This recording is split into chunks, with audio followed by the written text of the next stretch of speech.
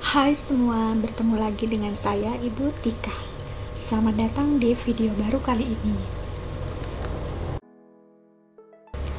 Nah, pada video kali ini Ibu ingin menjelaskan tentang nilai-nilai kehidupan dalam dunia cerita pendek atau biasa disebut dengan cerpen. Sebelum memasuki materi tentang nilai kehidupan dalam sebuah cerpen atau cerita pendek, Ibu akan menjelaskan dulu apa itu cerita pendek atau biasa disebut dengan cerpen. Cerpen atau biasa disebut dengan cerita pendek biasanya ditulis kurang dari 10.000 kata dan memberikan kesan tunggal pada suatu tokoh atau satu situasi yang habis dibaca dalam sekali duduk. Jadi kalau kita sekali duduk, itu sekali habis. Nah, kemudian ciri-ciri cerpen. Ciri-ciri cerpen itu yang pertama ada terdiri kurang dari 10.000 kata. Jadi ditulisnya kurang dari 10.000 kata ya.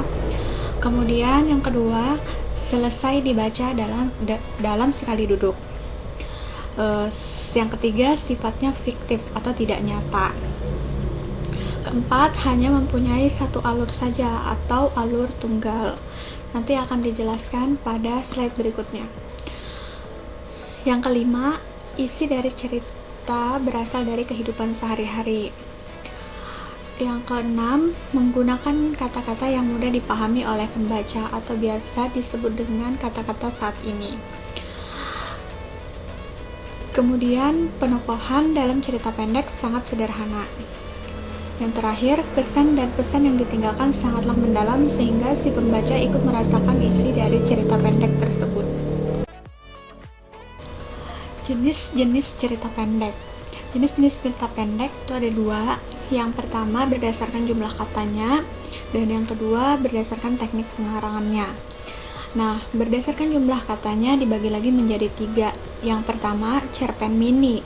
Cerpen ini biasanya jumlah katanya hanya 750 kata sampai 1000 kata. Yang kedua, cerpen ideal. Cerpen yang ditulis dengan jumlah kata antara 3.000 hingga 4.000 kata. Dan yang terakhir, cerpen panjang.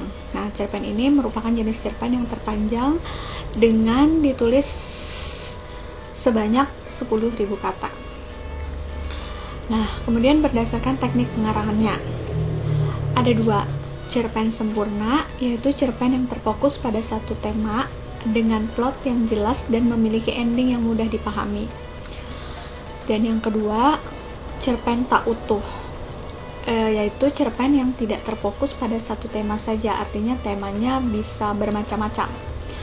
Kemudian plot atau alurnya tidak terstruktur dan terkadang dibuat mengambang oleh pembuatnya, berarti akhirnya nanti bisa jadi endingnya bahagia atau tidak bahagia.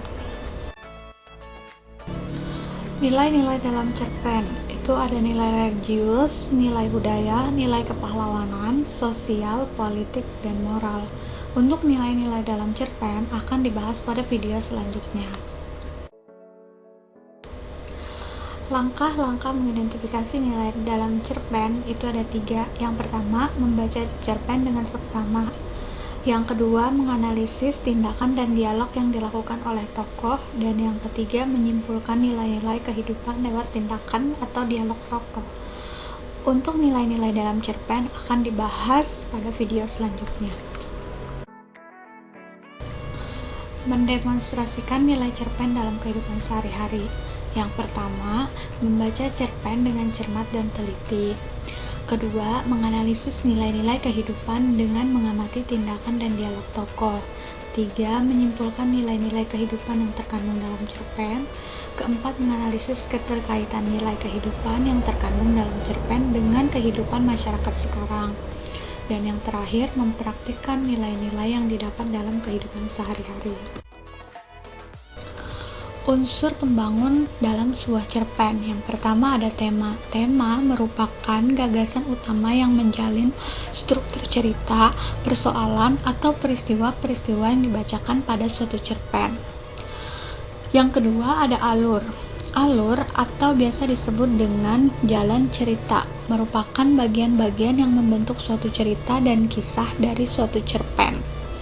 Biasanya alur masuk dalam struktur cerpen. Ketiga, latar. Latar ini berisi tentang tempat, waktu, suasana, lingkungan, dan keadaan budaya dan sosial dari tempat tertentu yang melatar belakangi terjadinya kisah dan cerita. Keempat, penokohan. Penokohan merupakan cara penulis untuk mengklasifikasikan jenis karakter atau sifat seorang tokoh yang ingin dibangun. Ada beberapa penokohan yang dibangun dalam suatu cerpen. Yang pertama ada tokoh antagonis, protagonis, dan tritagonis atau tokoh pembantu. Kemudian yang kelima, sudut pandang. Sudut pandang merupakan perspektif atau kacamata penulis menyampaikan kepada siapa penulis menyampaikan cerita. Sudut pandang pertama menyampaikan cerita seakan penulis adalah tokoh dan menggunakan kata ganti aku. Sementara sudut pandang ketiga merupakan kacamata orang yang melihat atau menyaksikan dan menggunakan kata ganti dia, mereka, atau bisa jadi memakai nama. Nah, yang terakhir ada amanat. Amanat merupakan pesan positif yang dihasilkan dari prosa fiksi. Amanat dalam cerpen yang baik tidak akan disampaikan secara langsung, namun diperlihatkan dan digambarkan melalui berbagai peristiwa dan watak tokoh yang ada. Nantinya amanat ini akan berhubungan dengan nilai-nilai dalam sebuah cerpen. Struktur cerpen. Seperti yang saya katakan pada slide sebelumnya, struktur cerpen sama halnya dengan alur cerpen atau jalan cerita dalam sebuah cerpen. Yang pertama, pengenalan situasi cerita atau biasa disebut dengan exposition atau orientasi. Bagian ini memperkenalkan setting atau latar cerita baik dalam segi waktu, tempat maupun peristiwa. Orientasi juga dapat mulai memperkenalkan tokoh, menata berbagai adegan dan menjelaskan hubungan antar tokoh. Kedua, pengungkapan peristiwa atau complication atau biasa disebut dengan komplikasi. Bagian di mana berbagai konflik mulai muncul. Konflik dapat berupa masalah, pertentangan, atau kesukaran bagi tokoh utama mulai diperlihatkan. Bagian ini menjelaskan bagaimana sebab akibat konflik yang terjadi antar tokoh.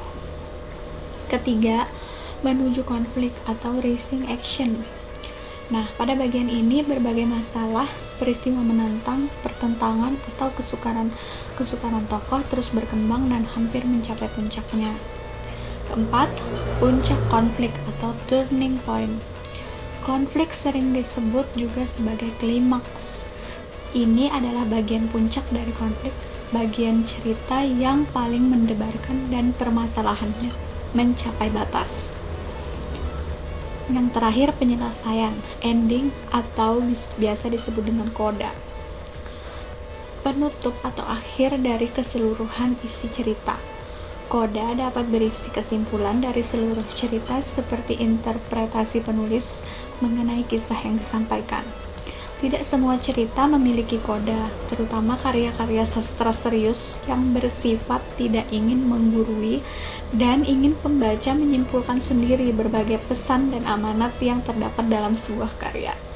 Jadi, biasanya penyelesaian ini berisi tentang akhir dari keseluruhan cerita atau pesan atau amanat yang ingin disampaikan oleh si penulis, tapi pembaca harus menyimpulkan sendiri.